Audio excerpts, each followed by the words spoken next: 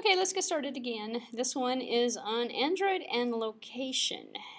So I've got some PowerPoints to give you. My emulator is not working right now, so I cannot show you application stuff until I fix it, and I just don't want to waste the time right now to fix it. So Android and location is our topic for right now. As we saw already with the DDS or DDMS, we saw that we could actually go in there and we can set the location for the built-in emulator. Only works with the built-in Android emulator, however, it doesn't work with the VirtualBox one. But we're talking about the latitude and the longitude, which determines the location. We can set it within the application to set essentially a location for where a pin should land on a map. All of your classic Android mapping programs are done this way. So what ends up happening is it pulls it off the content from the phone that's my location, and my location is actually a environment variable that's set. If you have the GPS features turned on the phone, if not, it'll come back and say, oh, sorry, I can't get location. And it comes up blank, actually. But if you set it correctly, then you use the longitude and latitude, which is basically what is in that setting. Then when you open up the map, as we saw, because the map I showed you before didn't actually go to the location, it just appeared in the map view, because you drag and drop it and put a map view onto the canvas. In the code, you can set the longitude, latitude by the current location, and then put a pin, which is nothing more than a PNG file, an icon file. Put a pin on the map at the location, and then zoom into the location. So it's the classic way of using a map program. Practically 90% of maps out there are doing that for some reason. But it's easier. It's easier to rather than having to zoom in on particular areas. So where in California? Well, that's the latitude and the longitude in California, and California is east of London, actually. And this is really just the PowerPoint to tell you what latitude and longitude is all about. I actually showed you programmatically in another lecture a few weeks ago when we looked at maps. But we have location information. California is east of London, which is essentially the information, and it's 30 knots east, north, 0 degrees east. If you go to maptools.org, you can actually get some pretty interesting information. Here we go. That pinpoints, and so you can actually put in fact, here we go. This is the current location of California on the map. You can jump to different countries. You can get that location, because inevitably you're going to want to set the country, or you're going to want to set some default location. For example, if I was building in fact, I did this for the Android app already for ITU. If I was going to build a map and I was going to have like instructions and stuff, I'd set the longitude and latitude to the building where ITU is located, right? And then everything is in orientation to that. So when you use the phone to go to the, find bus directions and stuff, it already knows where you're at, or where you're going to, or what city you're in, stuff like that. So this is one way of doing it, one way of finding it. So you can kind of find places, look at different statistics about different areas around here. But this is actually Google Maps app that's running in here, Google Maps API that's running in here actually. So you can use a similar kind of testing environment to sort of get a feel for what longitude and what latitude to use. So when you're using the Google API for location, you set the Google API for the new projects using the map and the location. Otherwise, your app's actually not going to run correctly, because it's not going to know what orientation to give it. So, and then remember also, in fact, I said the internet on this, but I don't know if I mentioned the access for the course. So course location, also access find location, will give you both the granularities. The one that we did before as the demo app, we just used the internet, I believe, and maybe we did find location. I'm not quite sure what I said on that. If you go online and take a look, actually at the APIs, there's a bunch of different permissions that you can set. If you don't set the permissions, the map's not going to load either. So without a longitude and latitude, without permissions, your app is pretty disabled at one point. The manifest also needs to specify the map library, as we saw before. So the apps with maps need to specify it needs to have true for Google Android Maps library in the manifest.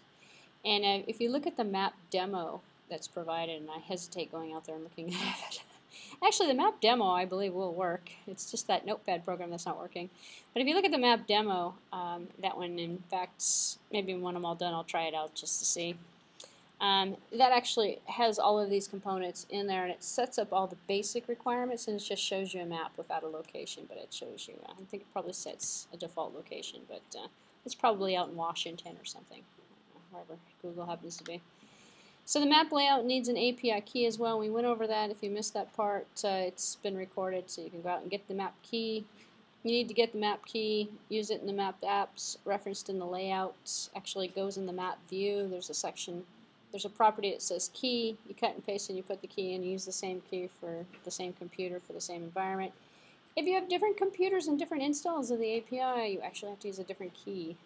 So you have to get a map key for the development system that you're on. If you use multiple systems, you have multiple different map keys. It's not like per user, it's per, I don't know, environment, I guess, is how it goes. So you can follow the link here, and this allows the map titles to be downloaded to your application, stuff like that. There's directions for the API for routine, for routes included as well. So you can go to this URL, you can use the directional API within the API maps for routes, and you'll see what you're talking about in terms of overlays. So what we can do is put overlays on top, and this link, here's a picture of that right here, where, for example, we're seeing a classic program, and this link is actually from the PowerPoint. It still works, which is good.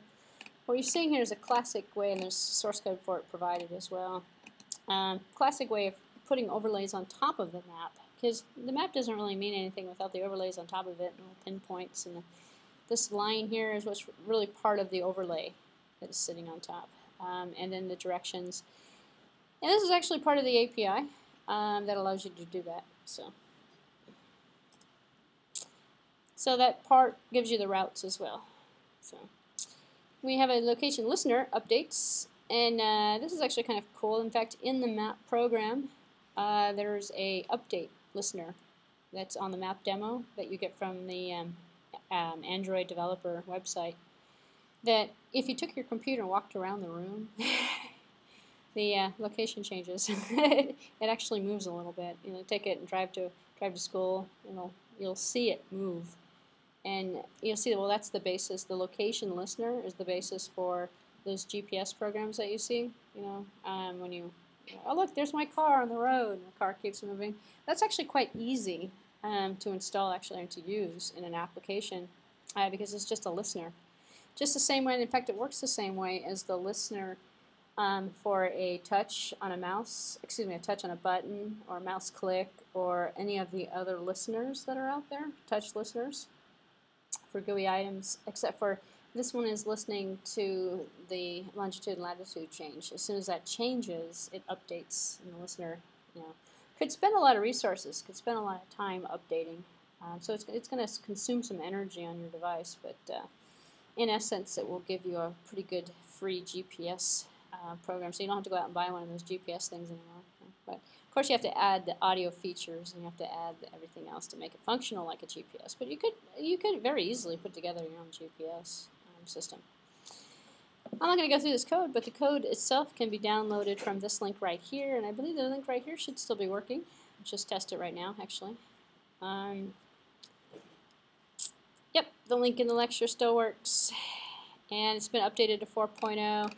And this guy in particular, he's got a lot of really good tutorials. I think he's actually got a couple books out as well. Good tutorials and good examples for. It looks like his examples are on Gingerbread right now in Eclipse. So these are all clickable projects that you can go and take a look at for experimentation purposes. And this screenshot here, this actual code came from one of his projects, and it's just showing you, it's hard to see it, and I hesitate even trying to zoom in on it, but it's basically just showing you the layout, and then the map view on the layout, and then the zoom controls that are implemented on here. And then right here you can see the 2 lines of code that are essentially creating your location manager. So you're making a new instance of the object of the location manager, and you're setting the service for the location service. And it's basically looking for a change in the longitude and latitude using the GPS provider. So kind of simple, actually. It's just 2 lines of code, and you can watch your car move on a map while you're driving down the street, or you could walk down the street and actually see it move on your map, or rotate something around in a room, you actually kind of see it move. You have to move it a little far. Quite a little jiggle is not going to have the map move very much, but walk, outside or something like that, you can see it move. So just carry your computer around with you. Actually, it's not going to work on your computer unless you have GPS on your computer. All right, so you can use the DDMS tool to set the location. This is what we did in the example I showed you. We went in, actually, this was a different kind of a screenshot. I had the screen over here. It's the same screen, where you're using the DDMS tool, the debug tool, to set the longitude and latitude. That is it. The only thing you have to do with the map program is set the longitude and latitude. Either get it from the phone or set it manually through the DDMS. And most emulators actually have that capability as well. Even the VirtualBox emulators, you can set a fake GPS signal, a fake GPS longitude and latitude. And you're just hard coding it, essentially. So here we have a geocoder library to look up locations as well, and so we can find things at particular locations. Have you ever seen on a map, it says gas stations and stuff on there, and you've got restaurants, and you've got, so you can use a geocoder to, with different things to find different things on it. So the geocoder library here looks up locations. So this is some sample implementation of the code that would be associated with it to instantiate the geocoder with context, with a name, with an address from a location name, so that it can show it on the map, essentially. So you're taking and saying, well, find me all of the subways that are here. And so you can show up, obviously you have to give it the information, or you have to find it either from the address or from the location. But it's not as hard as you'd think it would be either to get an address of a coordinate as well. So you can work backwards. So instead of finding giving the application a list of 20 names of students and then creating a map using the geocoder to actually just populate the map with a bunch of pins for each one of those students, you can do the opposite. You can find the location on the map and then return the address. You say, well, where are you? So if you really wanted to stalk somebody, you could install this app on their phone, and then they can go to different addresses, and in your app could just like every 10 minutes send an address to email you or something. Oh, look, the person's over here now. Oh, look, the person's over there now. Maybe, hopefully the person doesn't move around that much, but that's a lot of bandwidth as well, wasted on email. But maybe update a website or something. You can track people, I guess. That might actually be an interesting experiment to do. But, not for stalking purposes, but for, I don't know, just to see, a bunch of people moving around. Where am I? Where are you? There's a couple apps out there actually that do that already. Most of them from the iPhone, actually. But ICU or something like that, or I can't remember what it's called. Or the push talk. Yeah, sees where you are. Yeah, that's actually kind of cool. You can't use external Bluetooth GPS devices with the Android. You can't use external Bluetooth devices for location determination either. And this will hopefully be changing in Android developers as Android develops. This slide says it's a couple years old based off of maybe a 3.0 version. It's still the case. So it doesn't work with external devices. Actually, the emulators don't work with Bluetooth at all either. Although your phone works with Bluetooth, and the Bluetooth support is on there. So maps need an API key to be displayed. Maps need permissions set in the manifest, and they need to be enabled. The API needs to be enabled, the Google Maps. And lots of work done over the internet. So that was the information that I was supposed to give you a couple weeks back that I didn't give you. And so I figured that was a good time, considering that I'm kind of crippled without my emulator right now. But I think my emulator might actually work with one of the non-examples. So, Android storage. Another good topic here. Actually, before I do Android storage, I'm going to hit another one. I talked about networking last week, for those of you who weren't here. So, this one is a continuation, and it's more for the networking concepts I gave you on sockets and TCP and stuff and UDP. was more of the foundational stuff, and then I started in with the information regarding Android and how it's implemented in those APIs and stuff. This is actually the continuation of that lecture, so it's kind of a little bit out of order, but I figured this is probably not a bad day to do this one as well. So Android UI and the networking features. You can do most networking on the Android.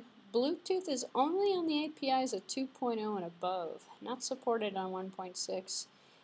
And from my personal experiences, it works best in a 2.3 to 3 point something. I haven't figured out which version yet. The 4, I can't get it to work on the 4 emulator. So let me rephrase that. I can't get it to work on the 4 devices. It doesn't work reliably or sufficiently on an emulator. It does work on the devices, however. So if you design the program correctly, you'll have a check in the beginning. The program demo that comes down from actually I may have even had that up earlier before I started the video. That comes down from the Android SDK. That actually doesn't do the proper error checking either, in my opinion. It says, would you like to turn on? It checks to see if Bluetooth is turned on. So one of the things you're going to do in the design of this is make sure Bluetooth is turned on. If it's not turned on, the program's not going to work. And if it is turned on, does it work? That's the other point. That's the other test. You know, can we get the signal? Can we get the location information? Because there's a few things it needs in order for the app to work. So it's a little bit more complicated. So in terms of where this fits in the API, and it's part of the underlying structure. So what we're looking at here is one of the hardware components from kernel level. So we've got the flash memory, and I'm going to talk about that in the next video, reading and writing to the SD card. And you can do that in the emulators, actually. In fact, it's easier to do it on the Google emulators, because you just install right in the AVD manager. You can install an SD card, and then the emulator actually knows about it. Otherwise, that's the other thing. If you're using something that's using the SD card, your app's going to die out prematurely, or it's going to, in fact, the error checking is really bad. The natural exception handling is really bad because it doesn't do anything. The app just closes, or you get an exception that gets thrown from somewhere. So it's really hard to troubleshoot those things. Long story short, if you don't put the error checking in yourself, you're not going to be able to fix problems with it. So do some exception handling, put some error checking in there. Make sure that the person has an SD card before they start using an app that actually requires it. But we have the keypad driver, Wi-Fi drivers, audio drivers, everything is down here at the kernel level. And then to remind yourself, we have the libraries that sit on top of that. And then we have the application framework that sits even higher up. And that's where we get the location manager, the notification manager. I don't believe we've looked at notifications yet, but we have looked at, just a few minutes ago, location manager. We're going to see content provider in the next week or so. Window managers, activity managers, these are all of the things, the features that we've been looking at so far. Text messaging, but not really telephony stuff. And then at the higher levels where we have our application. So we're working through this application framework. So the application framework is built for us through the APIs. These are the APIs at this level. And the libraries are the underlying drivers and the underlying pieces of code written that we don't actually have access to, that's making the hardware work. So the classic issue is we have this generic, operating, and this is basically the operating system. We load it on a Samsung phone, we load it on a Toshiba, we load it on, I don't know, just name a phone, load it on that, stock, anything. And then we understand and we see that, oh, you know what, the kernel level support's not quite right there. So some of the audio is a bit buggy through the generic API, depending upon what hardware is on the phone. Using generic multi-purpose drivers, naturally you can probably assume the audio could kind of sometimes be distorted.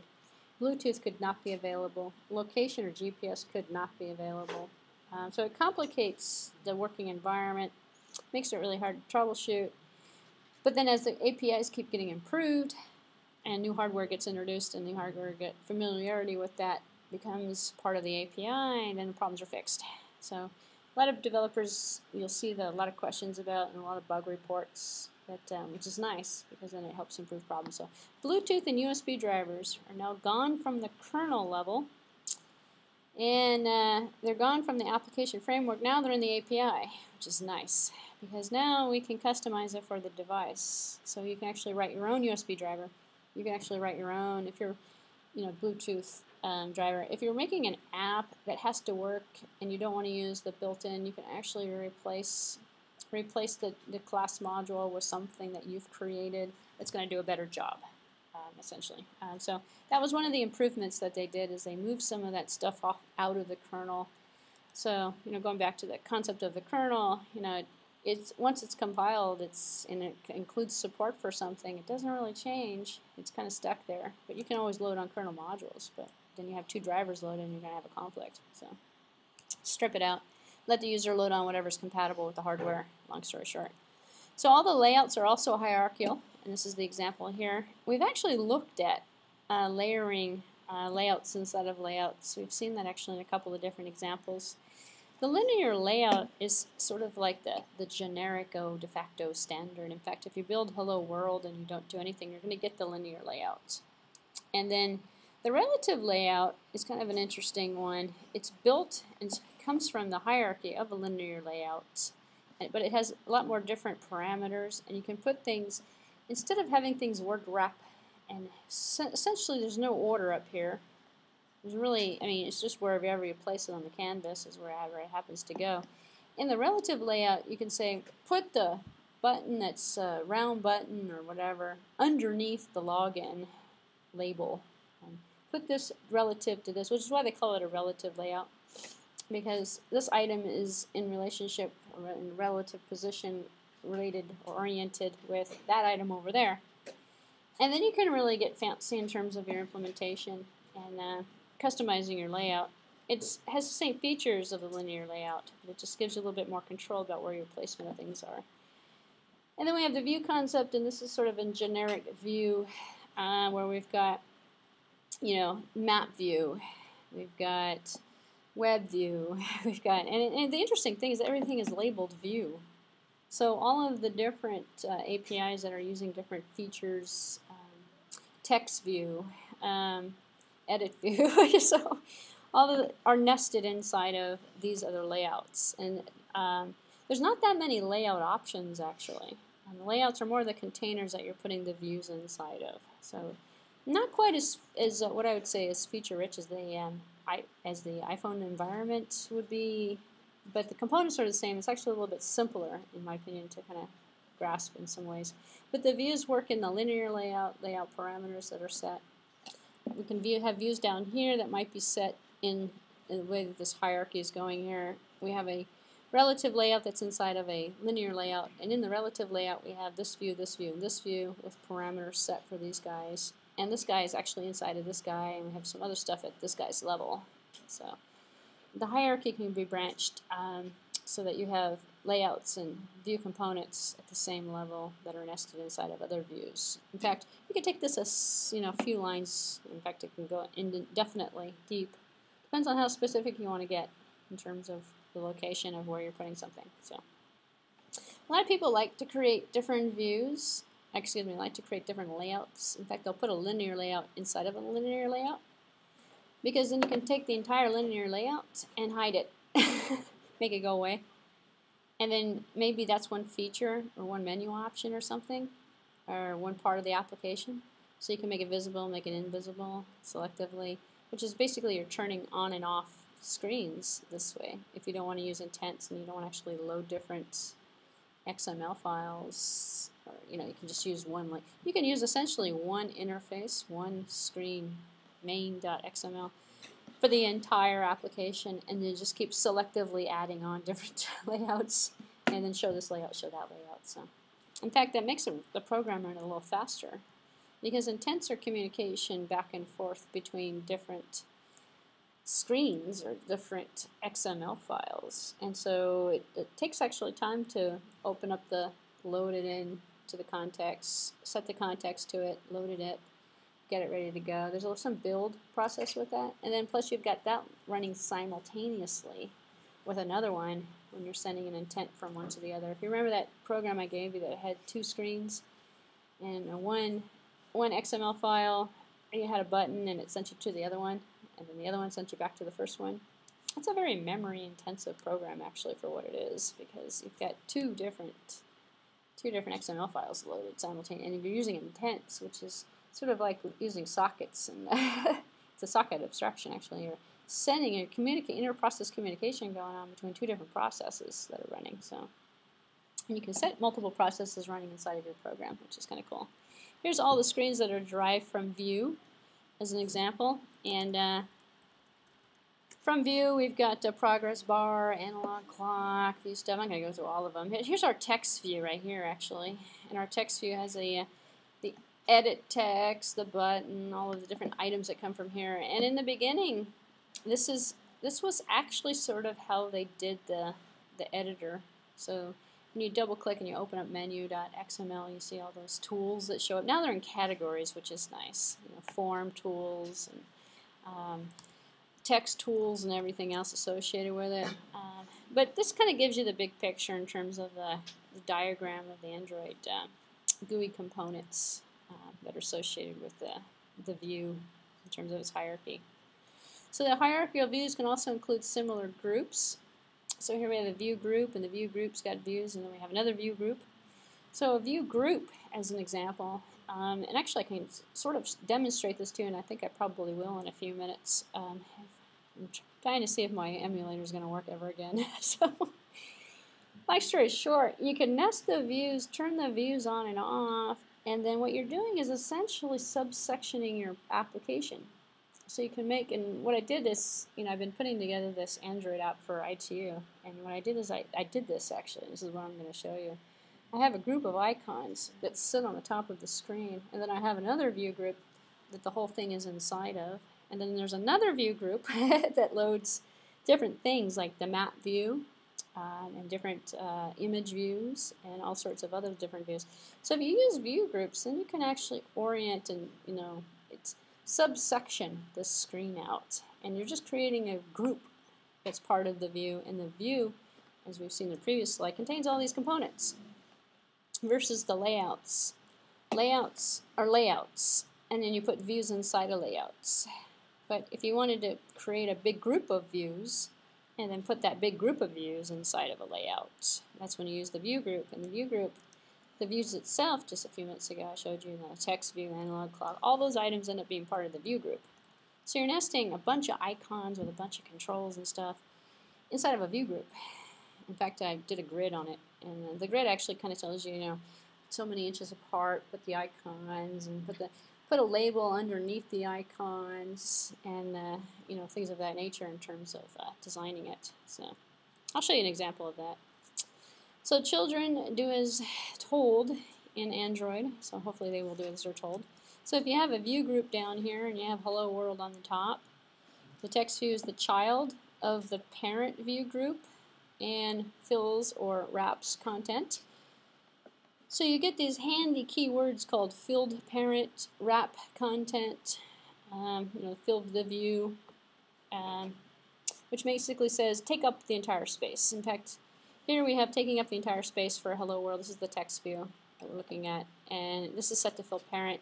This is set to wrap content, which is probably inside of something else. So it's going to wrap this content inside of the view or in view group or inside of the layout that it's defined in. So, and that's the hardest thing, because most people look at this and they go, well, if I were creating an Android app, what's the hardest part actually is I think it's actually the user interface. It's like the easiest part you'd think, but it's the hardest part because it never looks right. And everyone judges your application by the way it looks. And then you figure out, oh, you know, I just need to organize the screen a little bit more, take advantage of the tools that are there. And you start looking at the layouts, and you start looking at the view groups, and you start looking at the views. And those are all the components you have to work with. You don't have any other choices. You just start nesting them. So there are many different types of controls as well. In fact, I'm going to show you a couple today in the app. I was actually kind of playing with it just to make an example out of it. Buttons, you know, actually you can kind of use typical swing-looking libraries actually. I've shown you common ones, you know, text boxes and text, you know, edit boxes and stuff. But buttons itself, check boxes, pull-down menus, multiple select menus, stuff like that. Stars, stuff like that. So here's a list. So the list can be handled via adapters, and you can fill it in from the XML files. And we saw this in the iPhone class actually with the bugs that was in a list view. Same concept actually. It's an array of items that gets stored in a view, and this is the list view. This is an outdated slide. It was actually updated to a list view in terms of the way it's called now. And you can create an array that gets stored that will be populated in a list view. And it's a list view array. It's actually created with index items, just like a regular old array you get in regular old programming languages, where this would be 0, 1, 2, 3. And then because it's organized by an index, when someone clicks on here, like 0 or 1 or 2, it can bring up something, and then it can essentially have some automated menus, and you can use it for all sorts of different creative application environments. So here's a table layout that allows for just that with data, a table. So here's a table. Kind of like an HTML table if you think of it that way. You can set coordinates. You can actually set a title for this table. You can set a caption for the table. In fact, I probably will end up adding a table to the example I'm going to show you in a few minutes, just for the sake of adding it. So using the hierarchical view tool to optimize the debug interface, we actually have, and I hesitate loading it right now, but we do have a hierarchical viewer. I showed it to you at the beginning of the course when I showed you the Android API. If you look in the platform tools directory, you'll see it. And what you're doing is essentially creating a graph to organize. It's kind of like creating a diagram to organize. In fact, a lot of people do this with object-oriented programming. They create UML diagrams to create class diagrams and stuff to kind of see how this should look. And you can diagram this all out here. And the good thing about the hierarchical viewer, and I totally encourage you to run it, to take a look at it, but it'll show you a graphical look of what it would possibly look like on the phone or on the tablet or whatever that's associated with the view. So you can kind of put it together and then kind of take a look at it. Whether or not you're going to do this, I don't know. If it's a huge development project, this was mission critical, the tool is available and you can use it. Most people I don't believe would actually, I've never used it actually personally. Although that's pretty bad, I probably shouldn't say that. So it may come in handy actually for if you're getting paid to produce documentation associated with the views. Yeah, probably not a bad idea to put something together, so at least you're diagramming it out. It's kind of like how people do software engineering, You're going to put together a requirements document, you're going to put together a design document, or you're just going to build it. It takes time and energy to put together all that stuff. But if you were building a mobile app for the Android and you wanted to, specify out the user interface with all of the different views and layouts and things, you could design it in here, print it out, document it, and then give it to somebody to implement, essentially. So views are tied to activities or screens as well in Android, as we've seen. So one class per activity, and the screens themselves, which may be done as XML files. So here we have, and they get stored in resources, but here's sort of the hierarchy of this. And so the activity, and we see we create a default hello world, we get hello world activity. And we don't have to use activity, but that's one of the defaults that we get. And then the activity itself is tied directly. One activity is normally tied with one view. So we open up, we set a context to a view, and then we use it to a window. So here we have the view, which might be a text label, and the view might be a text input. And then we have maybe selected inputs, and then a view, let's say a map over here, a map over here, another button that says, switch maps or something. And this is tied to the resources directory. Also in resources directory we have images and sound files and multimedia, all sorts of different things. And the resources themselves end up in that r.java, which is the capital R dot, and then usually the name of the resource, and then the item that's inside of the resource that gets created for us automatically. So what ends up happening is a lot of new people will download examples and they'll change the path of the package. They'll forget about the resource. They'll do something interesting in terms of the cutting and the pasting, and then you discover, oh, and then you get all these resource errors, and then Eclipse will try to fix it by importing a resource That's really that's the wrong way of doing it, actually. If you get those errors, it means something's missing. You forgot to put in an XML file or a menu or an options menu or something. So, and there's nothing that Eclipse is going to be able to do to help you in that situation. So here's one of the layouts per class, kind of an example here where we've got action start. It's working with main. Then we got a list here, and the list is this orange line. It has list items.java. So main XML goes with this one here, and the list goes with the list items here. This is our XML. So essentially we've got 3 XML files, which are going to be layouts that are going to be going with, here's got hit server, goes with hit server down here. It's not the naming that does it, it's the concept. In fact, this isn't always the case. You can have class files that work with other class files, and you can have multiple class files that work with the same interface. But by default, generally the way the activity classes work, the activity is going to work. It's going to be matched with a screen, with an XML file for the purposes of simplifying the concept. But it doesn't have to be. There's ways of getting around that, actually. In fact, you can take the same activity and then just keep switching the context on create. You can actually create multiple contexts for this. And when you do that, then you've got multiple views that are going on with it, so, or multiple XML files that are working with it. Here's our XML layout with the detailed components, and what you're setting in here is a hierarchy of views. So hierarchy of views, as noted earlier, are put in here. So we have a table, we have a button, an edit button, and the end of the table tag. And inside of that we have, this is just a table layout. I'll show you another one that's a little bit more entailed. But we're seeing we're wrapping the content here, and we're wrapping it for the height and the width of the table. So the table layout's being wrapped inside of the parent because it's at the higher level. So it's filling up the whole screen. And then we're wrapping the content of the button per, and we're putting a label on the button. The text is back. And we're wrapping it per the layout width of the button, which is inside of the table. So inside of the table, we're wrapping, and the layout is associated with whatever is this nearest child. And the child of this would be the table row. So just like actually this is just like HTML, you have a table row, TD, but you spell it out, table row element, and then in there's a button, and then another table row. You might have, actually there's just one row in here. So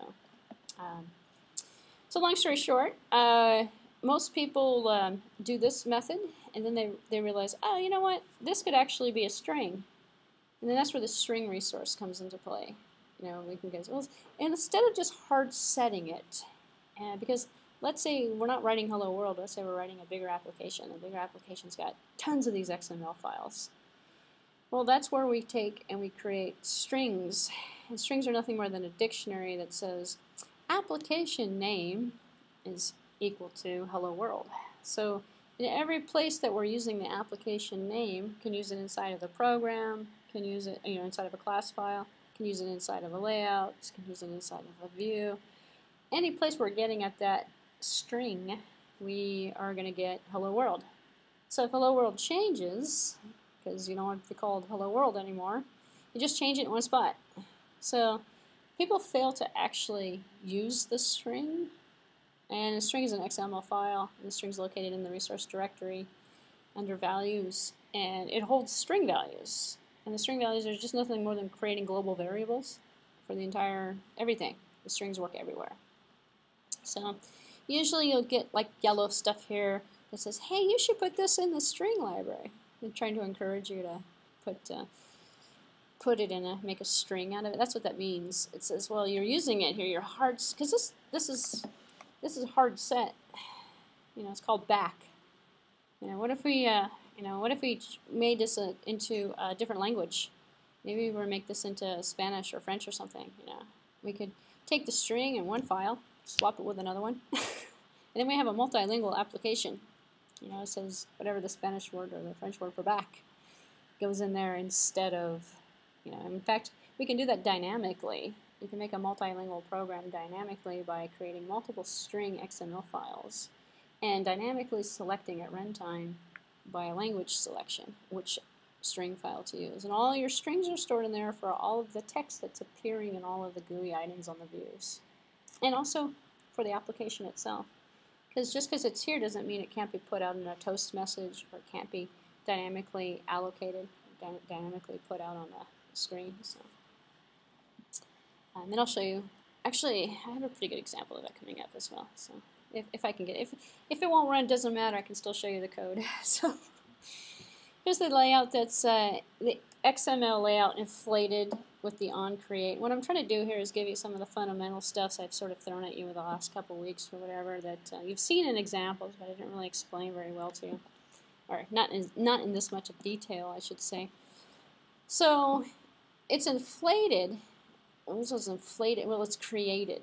So onCreate inflates the layout, inflates the views, creates the items. So it's actually an object. So if you're talking about this button as an example, and if we were to create a data member in this class, the class is called hit server as an example, working with a hit server XML file, because that's the one we've decided to use with it. We see down here that this, which is this class, our current object, .setContextView, is going to be hit server. So in our other activity, we set the context view to my other view. And that's how we use the different views with the different classes to connect that together. Which is why you normally see one class with one view, one class with another view. And it's just easier that way. But you don't have to. You can actually load on the same one with a different class if you wanted to. There's no law. But here what we've done is created a variable. In fact, we did it on top, outside of onCreate. This is a private within the class, but it's global within the class. It's a data member of the class, and which means any of the member functions can access and use it just like regular old object-oriented programming. So button back button. So it creates an object that we can take from the layout when it's inflated and add it to this, and then we control the GUI through the code. That's what's going on here. So we have I'll just go through the rest of it. We have the button back button. We have the edit text, which is the server response. We're just going to call it that. A string log tag. This tag is probably going to go to the debugger window, and that's one of the interesting things when you deploy your application. You don't have a debugger window, and I haven't gotten there yet. But one of these days, towards the end of the course, I'm going to talk about deploying it. Right now, you're working with debug versions of it. When you release it, to actually put it in a market, you're going to get rid of stuff that's going to go to the debugger. you're gonna strip out any of these tags. I talked about tags already. You know, making little notes to yourself. So when the code hits the tag, it puts it in the debugger window. I made it this far. I made it this far, and I made it that far. I think I did one with notes or something like that. Something stupid. It just showed the tag. But this shows up when we don't have that, and this causes extra activity to go on. It's unnecessary in a release environment. This is just purely for debugging. So the new items, new view items, and attached to XML values. Okay, that's really badly written. Okay. All right, so to continue on with the example a little bit here, because this is pretty clear actually. In our onCreate, we know this stuff already, hopefully. We're calling the super onCreate from the object that called us. We're setting the context view to this XML file that we created, and we're going to use that. Then we're going to set up our fields, and this is the part I haven't really shown you in this much detail yet. This is where I'm talking about the r.id. The r.id. Well, the r.id is coming from that XML file, and it's the resource that we called server response. And the server response might be the button, or it might be, in this case, it's an edit text, as in a GUI object or a view. This here, edit text, saves to this server response, And usually new people try to use this directly. And you go, well, I'm looking at r. You actually have to take and you have to copy the value from the XML and load it into a local data member that's a member of that class. Otherwise, that's inaccessible. This guy here, you can't touch him. So you'll see this a lot, actually. Once you loaded the view, context view, you go ahead and pull out all the items that are on the view. Most people would put these together actually somewhere at the top of the code. You know? Strip out all the buttons, the labels, the text fields, and everything, because we're going to try and like create some functionality for this. And we're going to take whatever the user types in the text button, and we're going to take whatever the user typed over there, and we're going to add it together. We're created a calculator or something, or creating a tic-tac-toe program or something. And we're going to keep track of everything the user clicks on, or something like that. That's different. That's a click listener. But anyway, so we can get the output from the servlet if we're going to create this. This is like apparently a networking application. I'm just using it as an example to show you the different parts. This is incomplete code. So just notice that comment, which, yeah, it's not a working program. But so here we're just setting this server response from here. We're saying set text. Set text. This is the interesting thing. So we took it from here. We took server response from the r.id tag that's on the XML layout that's shown to the user. We took that, we added it to the button. Now we're taking the button and we're sending it back. So from the button object, server response, we're doing a dot set text. That's going to put it out on the GUI. So that will set the text to server output. So you can dynamically change what shows up on the GUI by taking the GUI item, making it into a local variable this way. Take the local variable, set text, get text. You can get the text, set the text, clear the text, do something different to the text, destroy the text, do whatever it is you want to it. And then here's the classic log D, which is going to take and put a message in the debugger window that says, hey, we set the text, or we're starting, or something here. And then we're creating an output string, looks like from some URL. And then we're going to produce, while the output doesn't equal null, because we have a URL as an example, then print something out. And here again, we're just setting the text. So setting a value of the inflated object. So they call it an inflated object because I don't know why they use the word inflated, actually. Inflated, deflated, Inflated means to blow it up, make it like a balloon, I guess. I don't know. Make it active, make it an object, maybe. Because if you have a dead balloon that's deflated, you don't have anything in it, it doesn't look like a balloon. When you blow it up, when you inflate it, it turns into an object that you can use inside of the program. I don't know if that's really true or not in terms of the analogy, but I was often wondering why they call it inflated. But that's an example, essentially, of all the pieces, the fundamental stuff that you need to know in order to write Hello World, essentially. Well, in order to we could probably write Hello World without it, but that's how, this is 90% of most of the stuff you're doing when you're writing an app. You're putting stuff on an XML file, you're inflating it, and then you're setting values, changing values, turning something on, turning something off, stuff like that. So the Android emulator runs as a local host. Yeah, we've seen that. And here's the emulator. It's at 127.0.0.1, which is the local host ID. So you need to call the service for the IP address to test this particular app if you're working with it on a developer's machine. So, and we've seen this before. This is the activity. There's one thing that it can do, essentially, and this is the purpose of the activities that we've seen before. And this is not a bad thing. As in the beginning of the course, I showed this to you in terms of this is why we have activities, and this is how activities start. And we see we have that on create, on start, on resume. These are the different process states, and we're changing. And as the activity is running, we can actually, and this is the other part that we're sort of getting to now in the course. So we've already covered this part up here, really. This is what happens when it freezes. What happens if it pauses? What if we send an intent back and forth? Do we stop? Do we wait occasionally? And what about on stop? What about an on destroy? What if our app was out there and it was downloading a huge file and then it destroyed? Should we clean it up? So it's like, these are basically the back end of the processing that most people don't think about. Actually, is like error checking, exception handling, and then you end up with situations where then the user ran the program again, and then the app died, and then they pressed on it again. Now they're downloading it twice. Now they're downloading it 3 times and 4 times. And then your application doesn't work correctly in the end because something wasn't cleaned up properly. Then the confusion between the different downloads ends up being an issue. And those are some of the things I'm going to get to in the next couple of weeks in terms of working with these methods.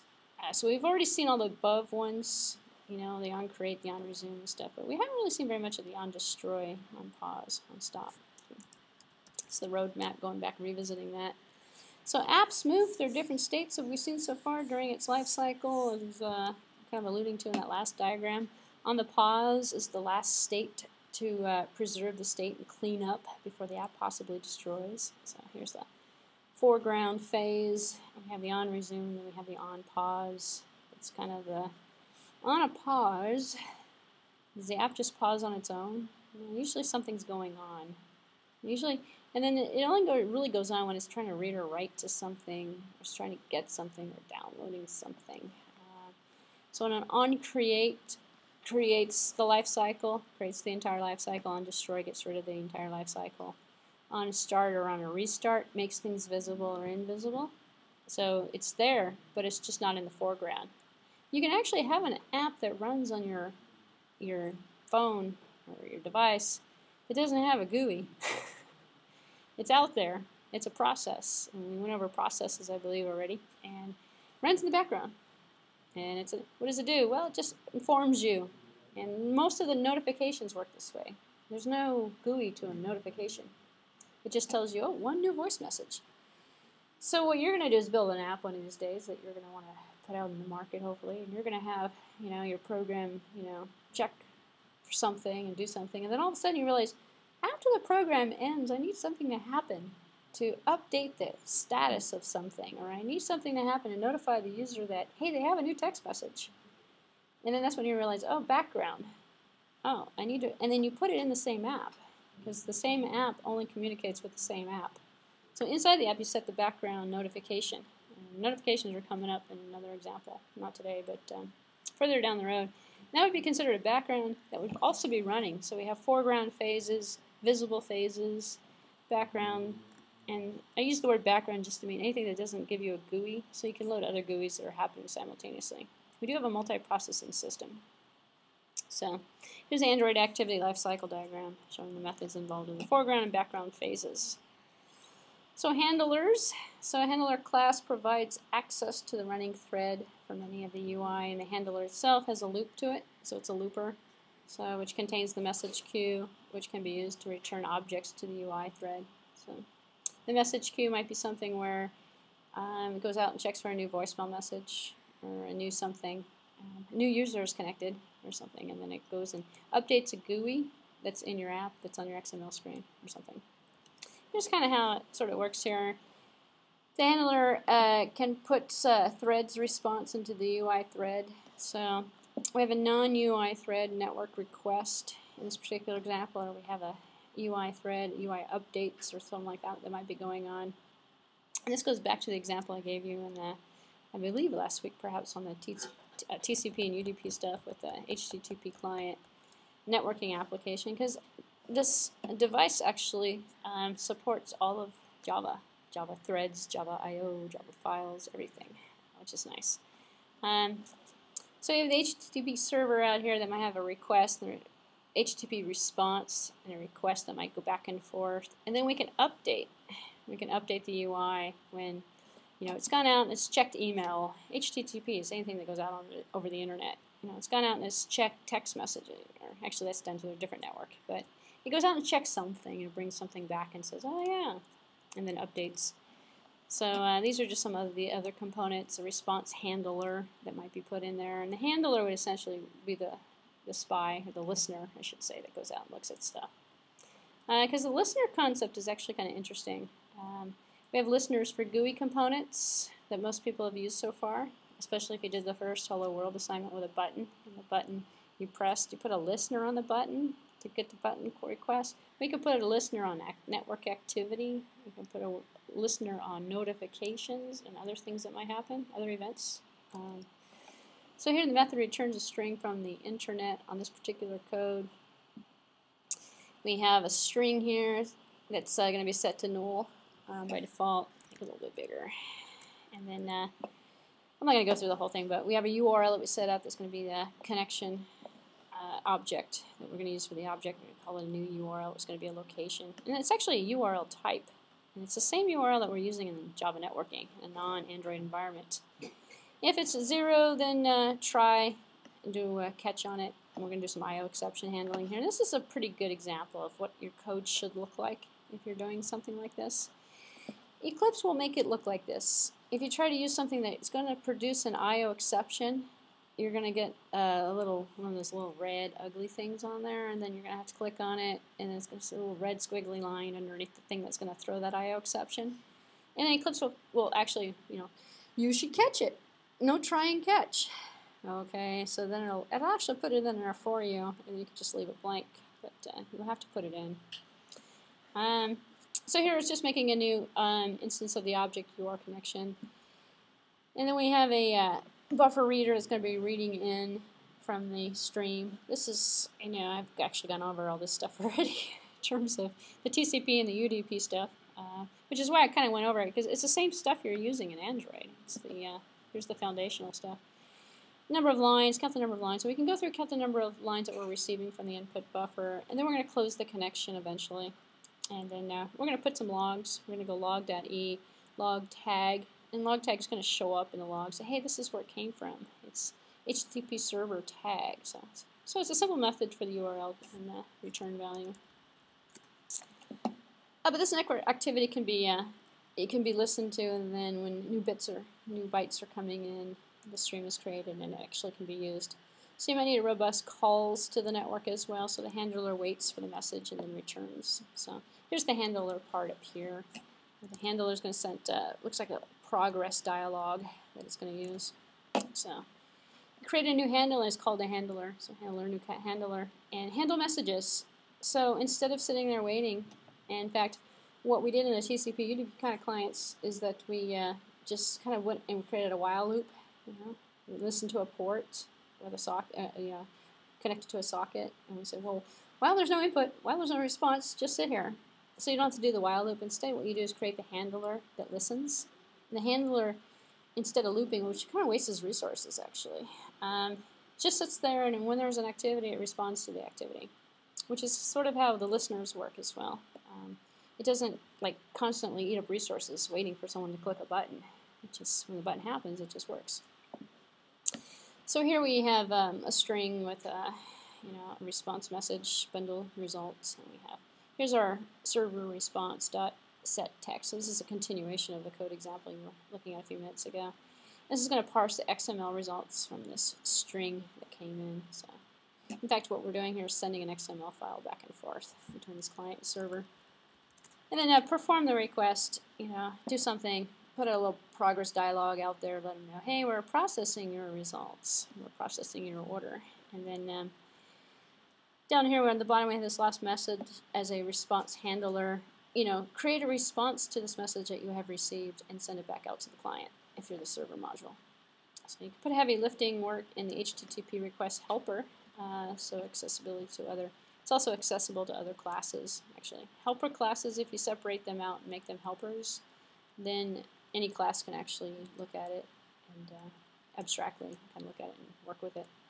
So parsing an XML response and populating a Java Bean instance in this particular example, if you were to take something that was sent, and this looks like the code for the weather handler.java.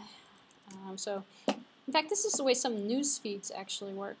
If you get XML format that's coming through, you parse in the XML format, you're going to populate it up into some GUI, to some screen.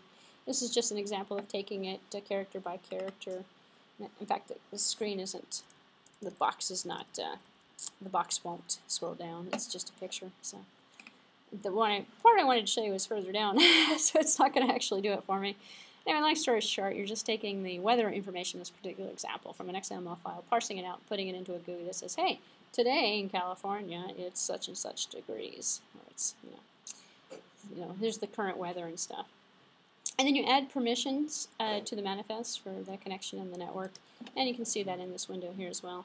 And we've added permissions before, and we've already set this stuff, so we're familiar with that. Hopefully, here's the internet down here. Permissions are on the bottom of the screen. So now what I'm going to do is kind of show you some pieces that I put together as a demonstration. If this works, we'll see. If it doesn't work, I'll bag it and we'll do it next week. But I actually put them in my mobile. Let me just close this stuff just to make sure none of this stuff is causing the problem. If you missed the beginning of this lecture, I tried to bring some examples. I'm going to delete this guy. And I ran into a situation where the ADB manager wanted me to uninstall stuff that was installed that was causing a conflict. So I've rebooted the computer, and I have the emulator running, which is very good. So I'm going to turn off my, I have disabled the integration, very good. So what I want to do is show you some code actually that I'm putting together, and it's partially written code, but it demonstrates everything I kind of talked about today in terms of the layouts. So what I've done, and this is the mobile ITU app actually, so you can see the interworkings, which is, this is interesting because I can make it for ITU, but then I can also make it a teaching experience. And I can make it part of my lecture materials here. So I've got, and this is just the start of it.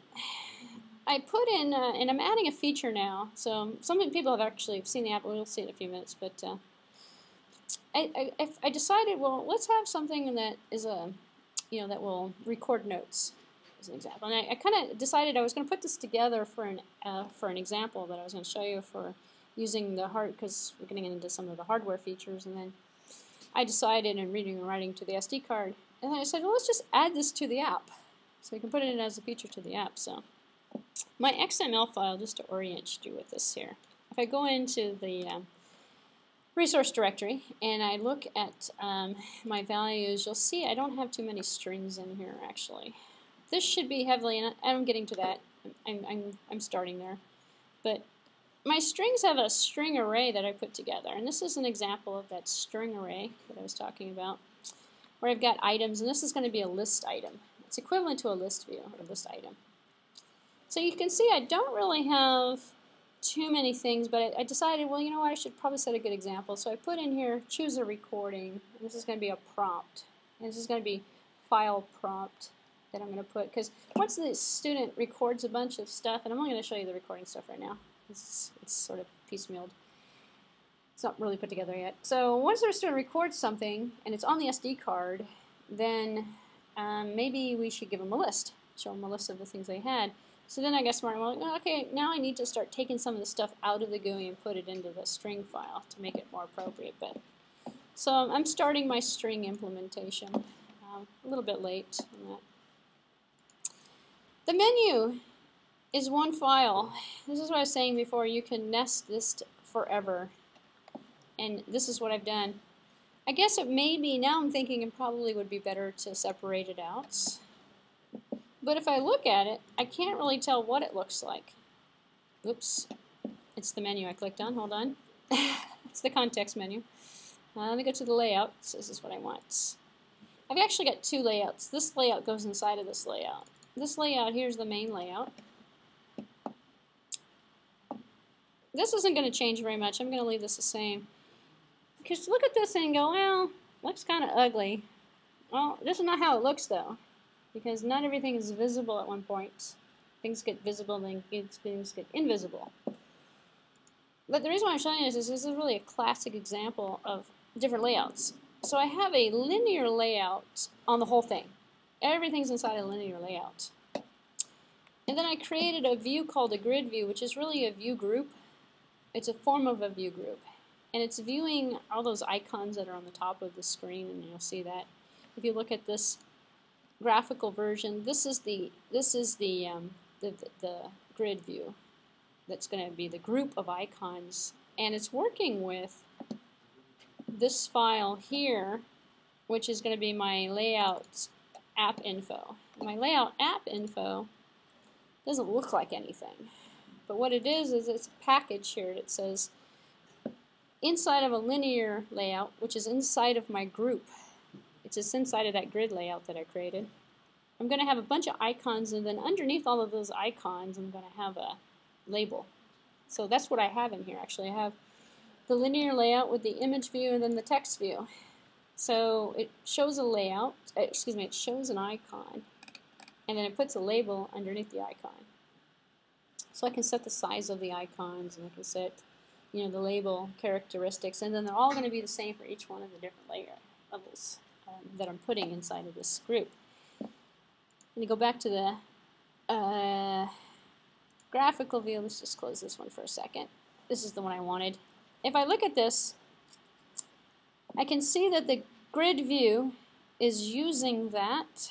It's creating a grid view that's going to basically be the house for the icons, matching set to the icons and the labels. So inside of the layout view, I get the grid view, and then now, lo and behold, I have a relative layout. So I put another layout inside of the layout because I've split it. I split the application in two. I've got a top portion, which is in the layout, and then this is a relative.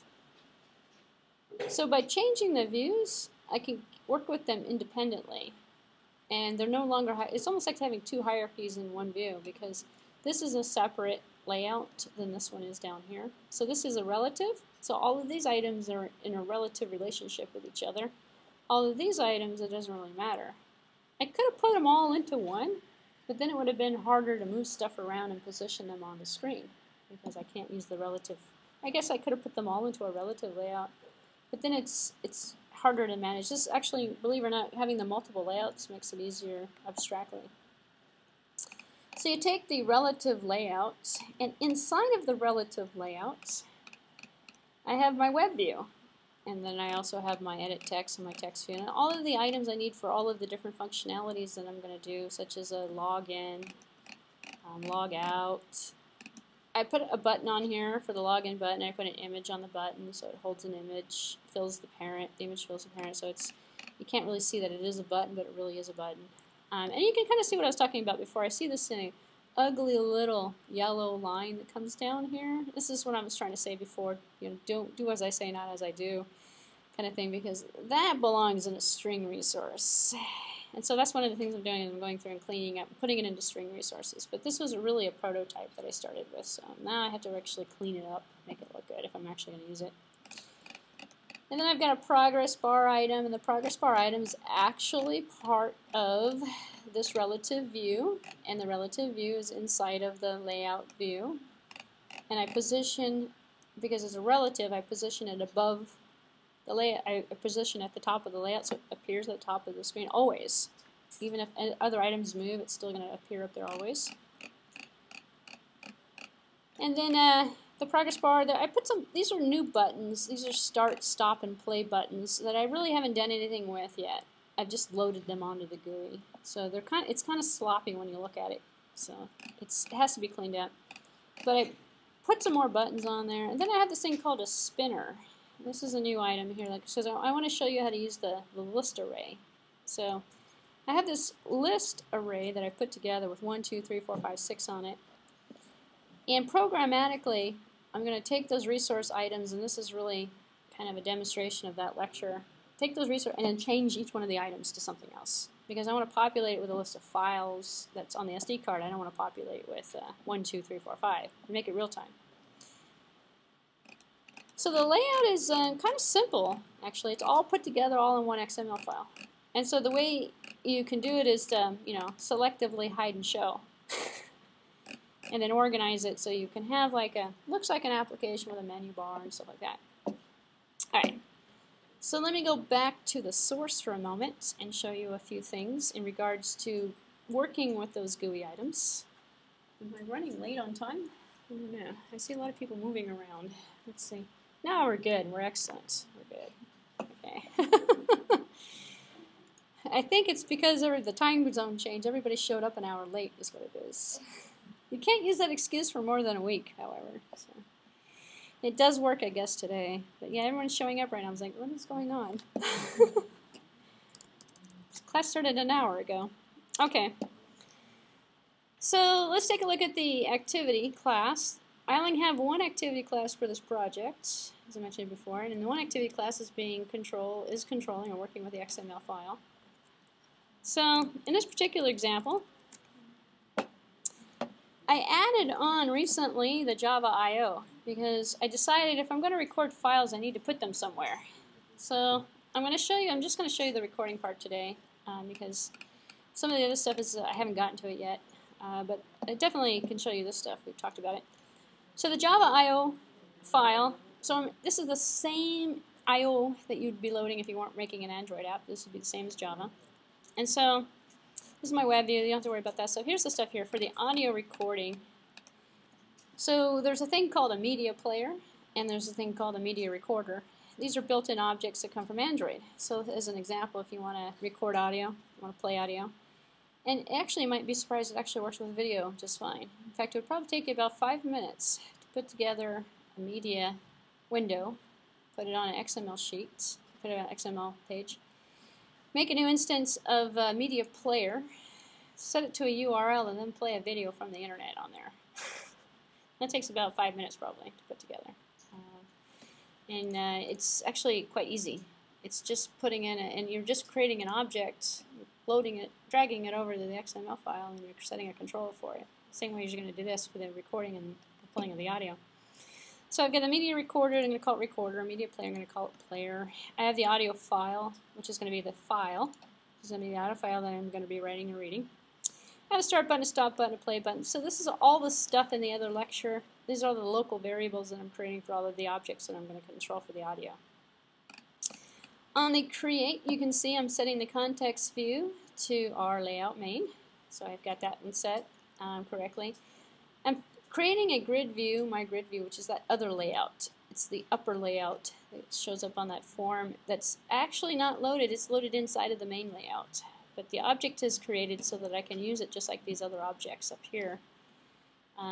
Setting the activity to this basically just sets the focus to this. Something else is running in the background. This app is going to take over. So, start button, start button here, and this is an interesting way of doing it actually. And I'm not quite sure how typical this is, but as I mentioned in the lecture, after you set the context view, I'm getting the setting the main grid view, and I'm using the find view ID. So I'm taking and now inflating both the buttons, inflating all of the items that are on the GUI, but I inflate them individually.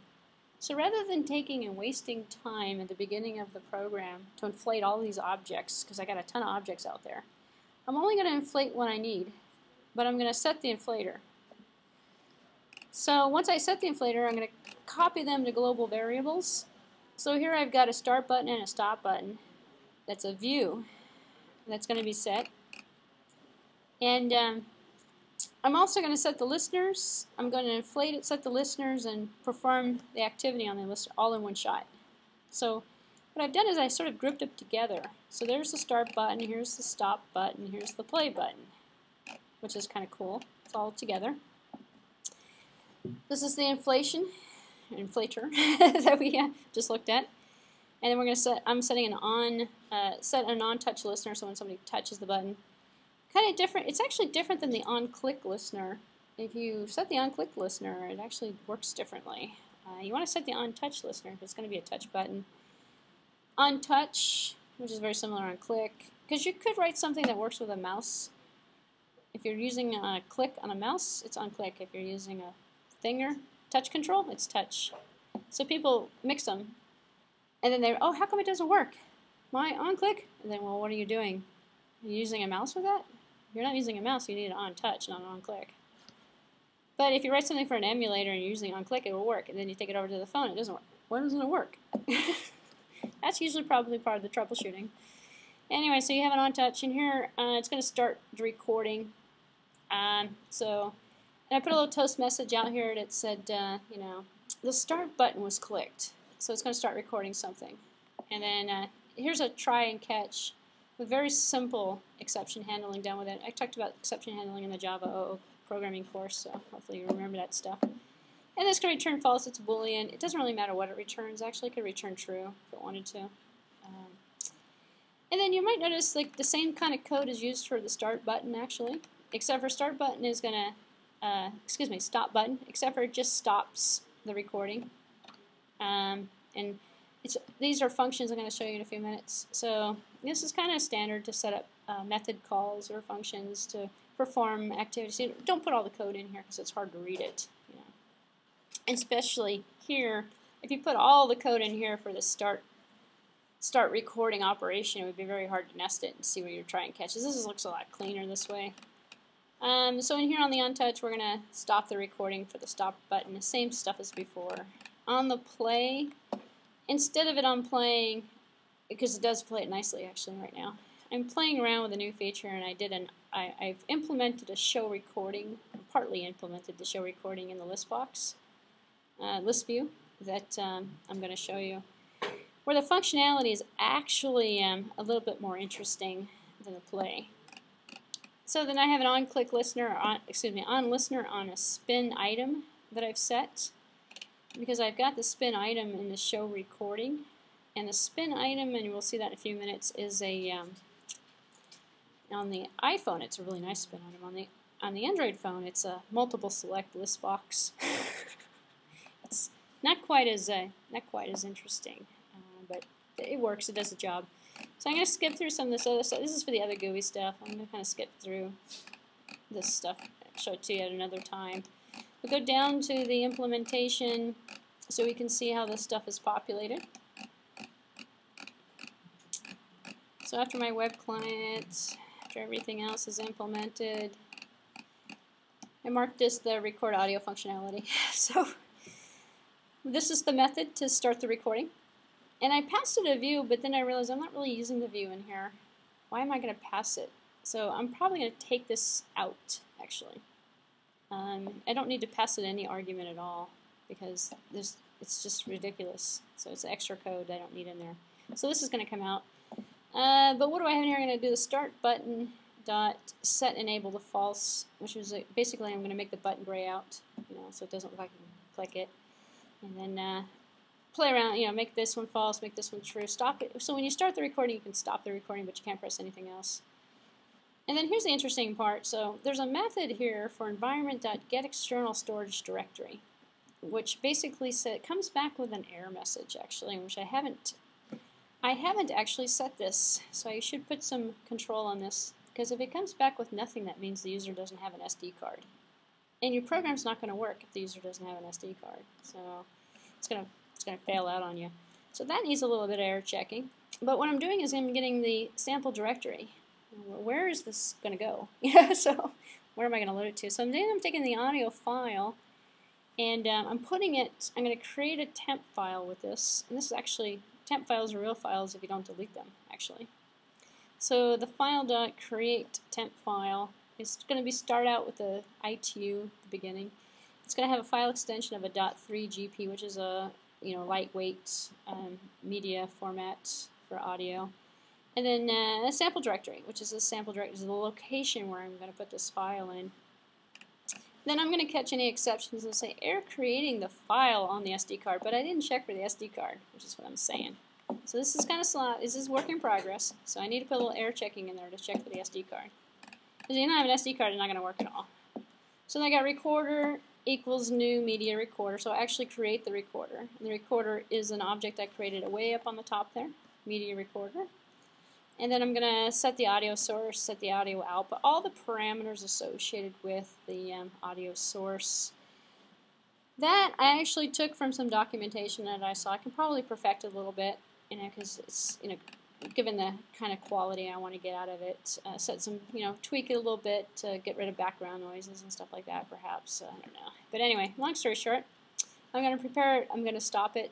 I could reset it if I wanted to, but I didn't reset it because it's right now causing an issue. So, and then the stop is going to change the buttons around, make it appropriate, make the other ones enabled, and then I'm going to do a recorder.stop and a recorder.release, which releases it. I probably, again, could reset it if I wanted to. I probably should reset it. One of the things I've been thinking about. And then the play button is kind of trivial, actually. Just I have a string called play me, and it's taking my audio file. My audio file is that one I created. So this just plays the last file. When you press the play button, nothing's selected. It's going to play the last file. And I haven't implemented the selection yet, but when you double click on the list item, it should also play a file, if you think about it. So my player.set data source is going to be the, my player is going to populate it with that file, play me. Prepare, start. Simple, you're going to use the same process every time you use an M player and every time you do a recorder. And then I'm going to, put a little toast message out here. Eventually I'm probably going to want to get rid of the toast messages and maybe put them in the text box, labels or something like that on the screen. But file play failed on my exception handling because I'm not really using a debugger with my VirtualBox emulator, so I have to debug it somehow. So. And then this is the part here that I'm going to demo to you in a few minutes here. This is the show recording. And again, it's taking out a parameter. It doesn't really need to take on the view, so I can get rid of that. But I'm doing the same thing as before. I'm going out to creating a file called external storage, which is going to be the representation for the directory, and the file location for where I'm going to find my files on my SD card. And this is just a method that gets, and you'll use this a lot if you're trying to read and write to the SD card, because it might be located in a different location. You can't hard set the location. It's usually going to be in mount SD or mount SD card or something, or perhaps something else. I'm storing stuff in the root directory, so to be fair, I probably should have made a directory called .itu or something. Loaded all the audio files in there. But so this is kind of sloppy. This is probably going to change too. I'm just loading everything in the root directory. So it was for testing. So the file is going to be your directory, my directory, your directory. Maybe I can have the user select the directory name. And here's the spinner activity. So I'm getting from the inflator, I'm getting spinner 1, which is the component I'm going to show you in a few minutes, that multiple select dialog. And then here's how it works. It is of the format that's compatible with array list. So I'm creating a new array list called list, and it's just nothing more than a list of array. It's of array type. It has index values 0, 1, 2, 3.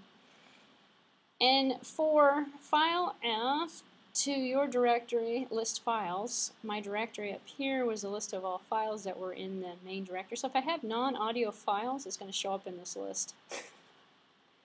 Or it should show up in the list, given whatever I have on that SD card, which is not a good way of doing it.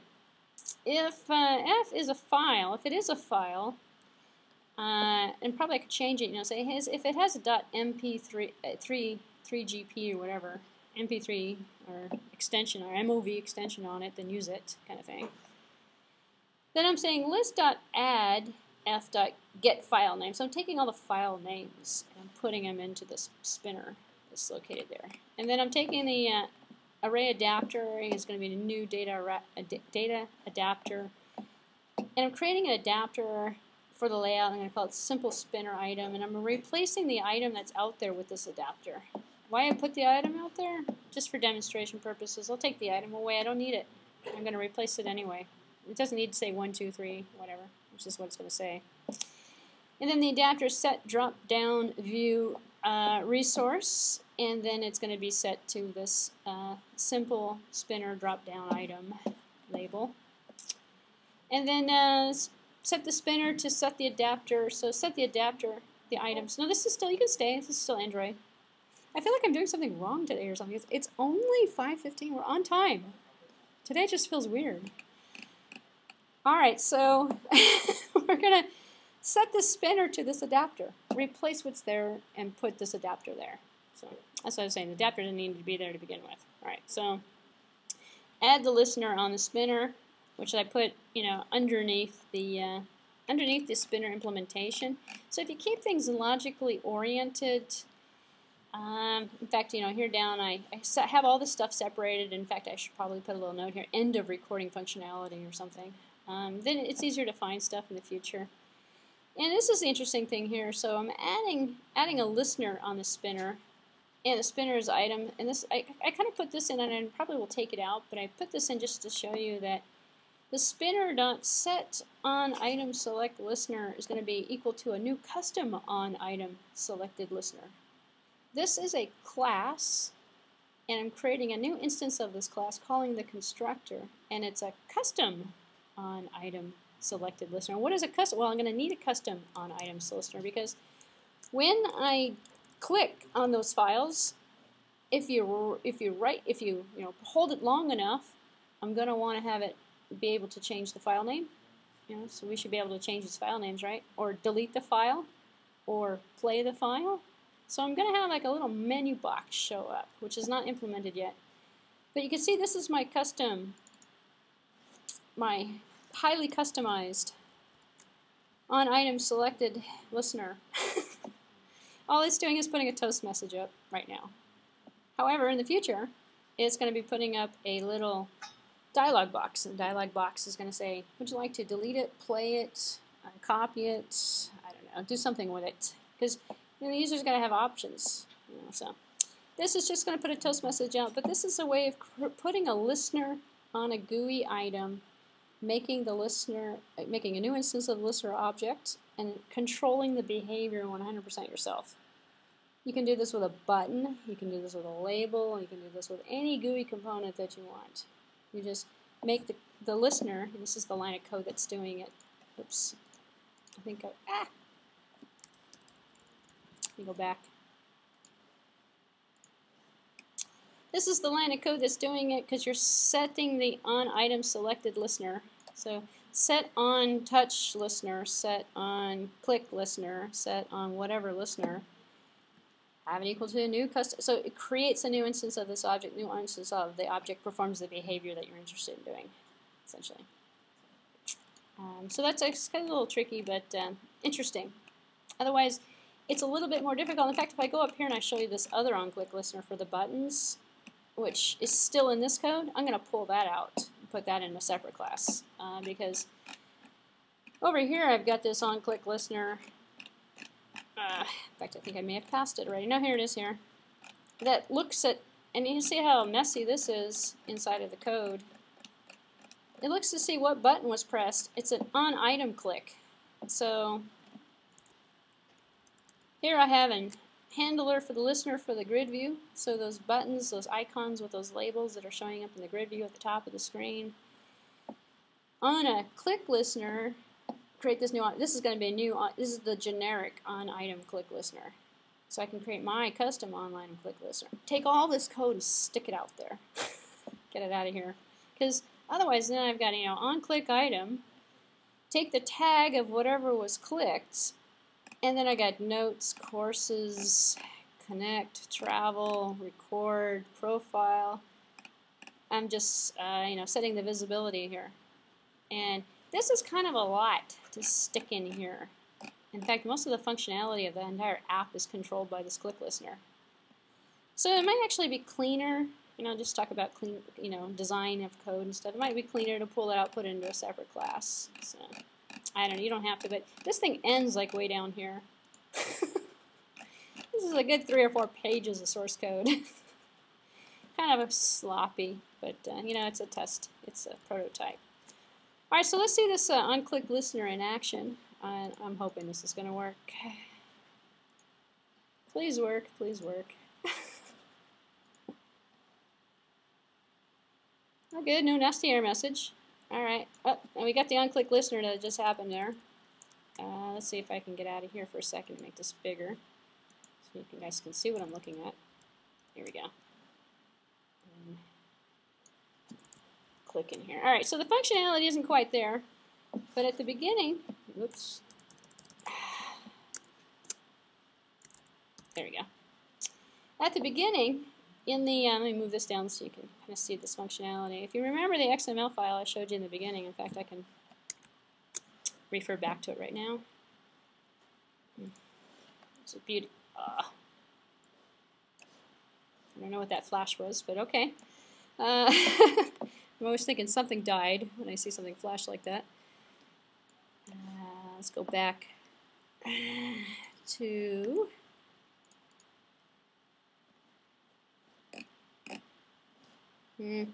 no, I set it programmatically. I put the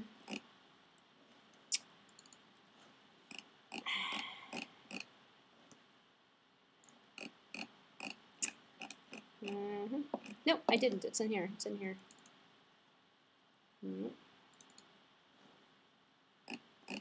I'm like, where did I put it? Somewhere in here I put a 1, 2, 3, 4. I can't remember right now. Where did I put it? Does anyone remember? Where is it? Oh, is it in main? Am I not typing on main? Oh, menu. No, it's not in the menu. I thought I did put it in main. I'm not seeing it for some reason. It's not in the layout here. Hold on a second. I'll find it. Well, doesn't really matter. I put it in, it's in values. oh yeah, I was getting creative. I put it in the strings. So I created a string for it, so it automatically loads the string. And I put this value here, fill arrays. This is inside of the GUI component that's in main. So rather than putting this is the kind of a, well, now I just tricked myself because it was a point I was trying to reiterate. Don't put anything, hard set anything in the main XML file. Make strings out of it, and then you can change the strings, and it changes it everywhere throughout the program. So this menu here, this tag is used as a string inside the main XML file, and this is what's being populated, 1, 2, 3, 4, 5, 6, 7, 8, when the application actually loads up initially. So now if I click on this here, I still have the listener going on. I can't move this, so that's all right, actually. I can't move it, there we go. I still have the listener going on, and when I click on 1, the listener's not working. Great. Actually, you know what? I didn't set the listener. No, I did set the listener. Why didn't it? Maybe because it was on 1 and it didn't. It's an on change listener and it didn't change. So this is the original list. So I'm putting, on item selected listener, and it's just putting a toast message out because my huge custom listener is just putting a toast message out because I don't have the functionality implemented. But theoretically, what's going to happen is this is going to be shorter. It's going to be smaller. When I click on that, it's going to be smaller. And here I put this in the strings. Actually, the choose a recording was in the strings identified. In here, when you click on the item, instead of this happening, it's going to pull up another menu. It's going to say, and it's going to leave the other menu out there. And it's going to say, would you like to delete it, rename it, record it, stuff like that. And then the behavior that I was showing you in terms of this is if you start recording, I just have, it's actually recording right now. And I go stop recording. And it's going to give me an error message because it can't, there's no SD card on here. There's no place to store the, after it records it, it tries to write it to the SD card. No SD card on the emulator, but I can add one to the emulator. So anyway, if I go back and restart this sucker and just hit the other button, this button over here, it's not going to actually play it. Instead, I have it calling the activity. I switched it to show recordings instead of play recordings. So when I hit play recordings, it's going to show nothing because nothing's in there because it doesn't have an SD card. But you can see that the activity would populate out, and what would show if it had an SD card in here with a bunch of names. So anyway, that was a kind of I'm using this as an example. I'm using this app actually as an example of kind of demonstrating a few things about why is this grayed out like this? Because there's nothing to select. Okay, so there's an error message right here. If there's nothing to select, there's no way of getting out of the app. Because the on-click listener is going to take the focus away, and it's not doing it. Alright, there's an error right there. Anyway, so that's just an opportunity of showing you some of the functionality in terms of the implementation. So next week I'm going to try and get my emulator issues to work with the built-in examples from the Android developer website, so I can show you that, because there's a very cool Bluetooth app that works. I'm just kind of curious at this point. That let me tell you why it's a cool app. Maybe you can try it on your own if you want to, actually. And I believe that it will work, but there's no emulator's frozen right now. Okay. What it will do is it will scan this. If your Bluetooth is turned on properly and everything's working, there's a minimal error checking in there, so it's not bad. It'll first check to see if you have Bluetooth enabled, otherwise it'll tell you to enable it. If you can enable it, it works. If you can't, the application freezes your computer, or freezes your emulator. But this is part of the Android developer examples. But that app actually is kind of cool. In fact, I'm thinking about implementing it in the ITU app, because here's what it does. Let's say you guys are sitting in class right now and you're completely bored and listening to me, and you're like, isn't it time to go yet? And you have your phone with you, and you have the ITU app, and you're messing around with it, and you hit, oh, let's just Bluetooth chat, right? So everybody within Bluetooth connectivity direction who's discoverable, and on the app you can make yourself discoverable. It'll say, XYZ119, and you gotta click on, hey, who are you? Where are you sitting? Connect to random people, and it's like passing notes in class. It's the 2012 college version of passing notes in class, essentially. I think it'd be pretty fun though, although I'm probably going to get some criticism for implementing it, but I'm working on a demonstration of that I'm going to implement, that I'm going to show you, but it's based on the Bluetooth chat, because why should anyone reinvent the wheel? So that's why I say go ahead, go out there, take a look. There's a ton of stuff out there in terms of, I want to record audio, I want to play video, I want to create a Bluetooth chat, I want to use Bluetooth, and then you'll see all that stuff that's out there. So anyway, I'll leave you with that. Next week I'll have a working emulator, and I'll be able to show you the Bluetooth chat and everything else, because we've been challenged. All right, thank you. See you next week. This is the end of the Android class.